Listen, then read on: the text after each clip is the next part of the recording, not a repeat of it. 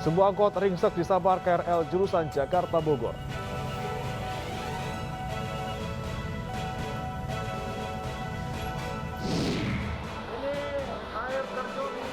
Fenomena microburst terjadi di Bekasi, Jawa Barat. Ini air mancurnya cuma di situ aja. Polisi Inggris menangkap seorang pria yang melempar telur ke Raja Charles III dan Permaisuri Camilla.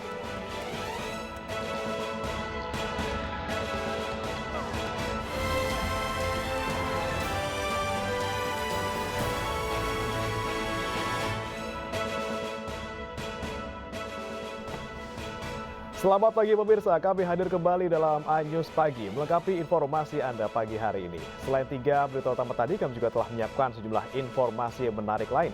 Di antaranya, polisi menemukan 92 video asusila dan 100 foto tanpa busana dalam hard disk milik tersangka AH, perempuan dalam video kebaya merah yang tengah viral. Saya Breman Atenaya, inilah iNews Pagi.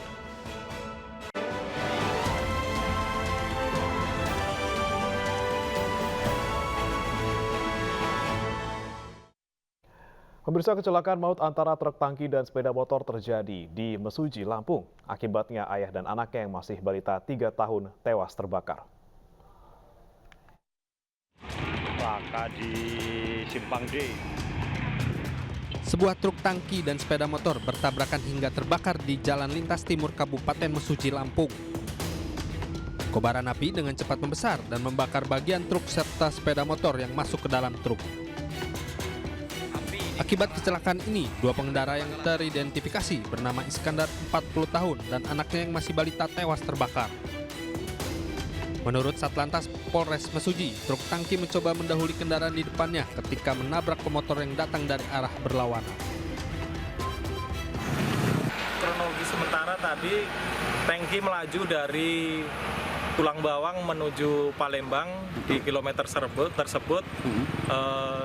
Diduga hendak mendahului kendaraan lain, di depannya melaju kendaraan sepeda motor sehingga terjadi laka lantas dan sempat dari titik tumbur tertarik sekitar 500 meter sehingga menumbur jembatan dan sempat terjadi percikan api kebakaran.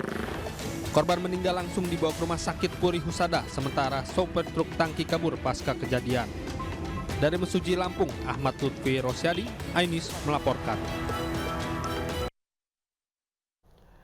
Kebakaran hanguskan bengkel truk di Medan Labuhan, Sumatera Utara. Kebakaran diduga akibat korsleting listrik.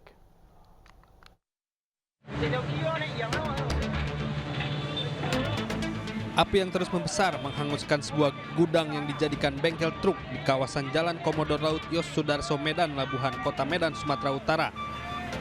Para pekerja mengevakuasi truk dan mencoba padamkan api dengan alat seadanya. Api berhasil dipadamkan 1 jam kemudian setelah 5 unit mobil pemadam kebakaran dari Pos Belawan dikerahkan.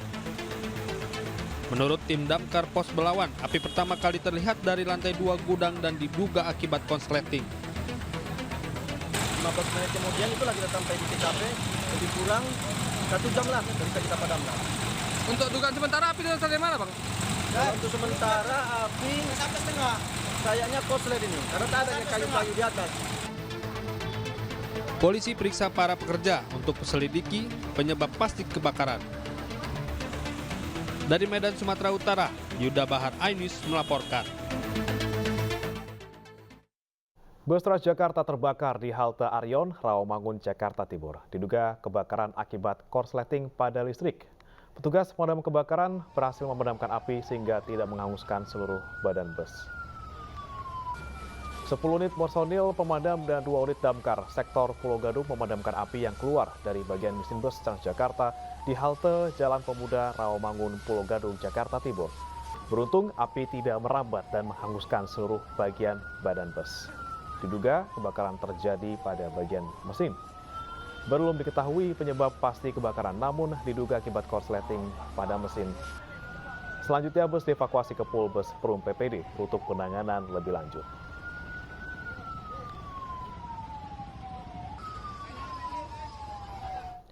Pasar baru Awu Nawai di Kepulauan Yapen, Provinsi Papua terbakar. Belum diketahui penyebab pasti kebakaran. Puluhan kios dan tempat tinggal di kawasan Pasar Baru, Awun Nawai, Distrik Yapen Timur, Kabupaten Kepulauan Yapen, Papua terbakar Rabu sore. Diduga api berasal dari sebuah kios yang menjual BBB. Kios yang pemukiman terbuat dari kayu menyebabkan api cepat menjalar dan sulit dipadamkan. Pemilik kios dan pedagang lainnya berjibaku menyelamatkan barang dagangan mereka yang dibantu warga sekitar. Sejumlah alat berat dan alat pemadam kebakaran dikerahkan untuk memadamkan api. Untuk sementara korban kebakaran ditampung di gereja, masjid, dan gedung serbaguna.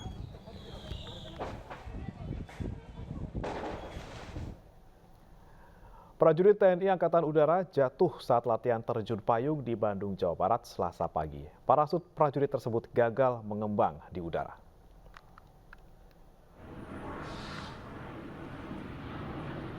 Video amatir merekam detik-detik insiden jatuhnya seorang prajurit TNI Angkatan Udara saat terjun dari pesawat yang terbang di ketinggian 1.600 kaki. Dari sekian prajurit yang melakukan latihan, hanya parasut satu prajurit tersebut yang gagal mengembang di udara. Korban berinisial SKS gagal mengembangkan parasut karena ada beberapa tali yang putus.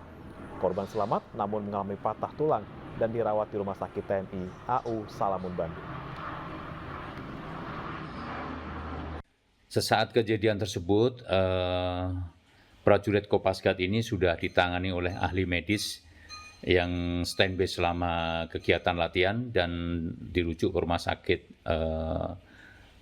Salamun, Rumah Sakit TNI Angkatan Udara Salamun, Bandung untuk mendapatkan penanganan lebih lanjut. Kondisi saat ini prajurit tersebut dalam kondisi sadar dan stabil dan dalam rangka pemulihan. Kita semua berharap semoga prajurit Kopasgat ini dapat segera pulih dan melanjutkan aktivitas sebagaimana layaknya sebagai seorang prajurit. Unjuk rasa kelompok pemuda asal Halmahera Tengah dan Timur di depan Mabes Polri ricuh. Mereka menuntut polisi segera mengungkap kasus pembunuhan warga tanah adat oleh orang tak dikenal.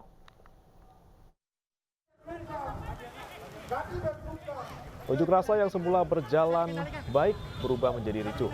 Massa memblokade jalan dan membakar ban, berusaha menghalangi personel polisi. Massa menuntut polisi segera menuntaskan kasus pembunuhan warga adat yang telah berulang kali terjadi di Kecamatan Maba Selatan, Halmahera Timur.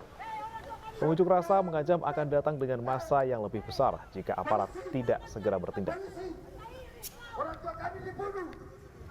Kami juga meminta kepada Presiden Republik Indonesia untuk menjadi satu kepedulian khusus terhadap daerah kami.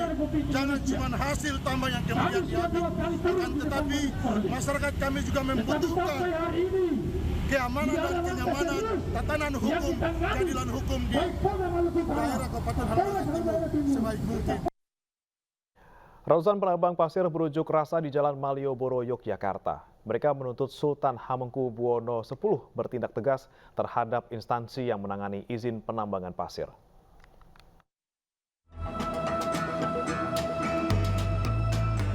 Ratusan penambang pasir yang tergabung dalam kelompok penambang Progo berunjuk rasa dengan membawa 100 armada truk pasir ke kawasan Kridosono di Yogyakarta Rabu siang. 500-an penambang pasir ini kemudian long march di sepanjang Jalan Malioboro menuju gedung DPRD Daerah Istimewa Yogyakarta. Karena kepanasan dan kelelahan, seorang peserta aksi jatuh pingsan dan dievakuasi petugas kepolisian untuk diberikan perawatan. Dalam aksi ini, demonstran menuntut Gubernur Daerah Istimewa Yogyakarta, Sri Sultan Hamengkubuwono X untuk bertindak tegas terhadap instansi yang menangani izin penambangan pasir. Tolong ngarso dalam tegas kepada semua dinas dan instansi yang di Jakarta ini untuk lebih pro terhadap penambang rakyat dengan jalan jangan mengeluarkan banyak-banyak izin piuk kepada perusahaan atau raksasa-raksasa perusahaan yang ada di Jogja ini. Biarkan Kali Progo dibuat untuk pemberdayaan warga lokal sekaligus biar mereka yang menjaga dari kerusakan lingkungan. Selain percepatan izin penambangan, pengunjuk rasa juga menuntut pemerintah untuk serius membina penambang rakyat di Sungai Progo. Dari Yogyakarta, Gunarto Farhan, iNews melaporkan.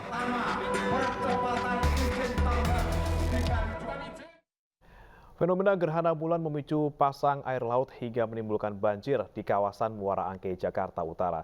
Sementara itu di kawasan Kampung Pulo dan Bidara Cina, Jakarta Timur, Pemprov DKI Jakarta menambah pompa portabel untuk mempercepat surutnya banjir.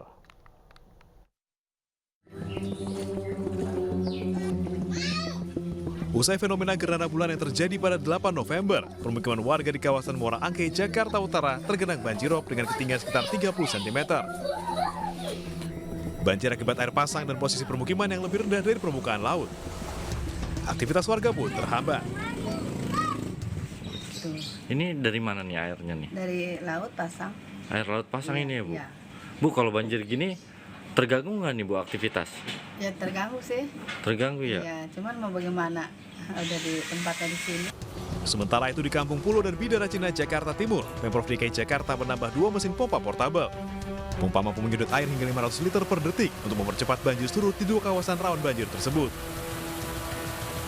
Pertama itu kita tempatkan di Kampung Pulo, di dekat pompa nomor 1. Jadi seperti kita ketahui di Kampung Pulo itu sebenarnya udah ada 2 pompa dari kementerian, tapi kecil. Dia tuh masih 100 dan 25 LPS. Sedangkan kalau pada saat limpas itu ya dari Ciliwung itu, dari arah Tongpek itu airnya itu cukup banyak yang ke situ. Selain memiliki kapasitas besar, pompa bisa beroperasi hingga 12 jam non-stop sehingga mampu membuang air banjir lebih banyak. Dari Jakarta, Sofyan Firdaus, Rio Manik, iNews melaporkan. Akibat diguyur hujan selama 1 jam, tanah setinggi 4 meter longsor dan menimpa atap rumah warga di Kecamatan Legok, Kabupaten Tangerang, Banten. Warga bergotong royong membuat tanggul sementara menggunakan karung berisi batu dan membuat pagar penahan dari bambu.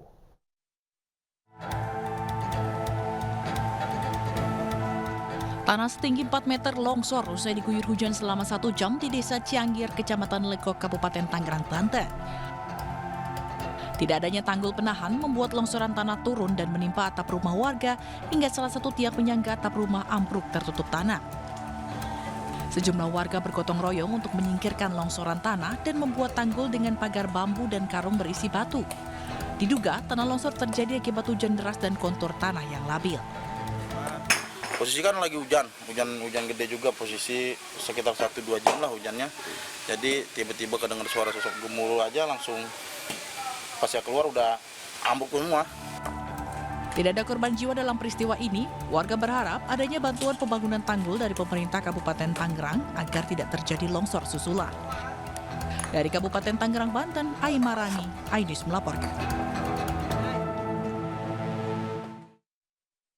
Ratusan karyawan pabrik sepatu di Madiun, Jawa Timur unjuk rasa menuntut pembayaran gaji. iNews Pagi masih akan kembali.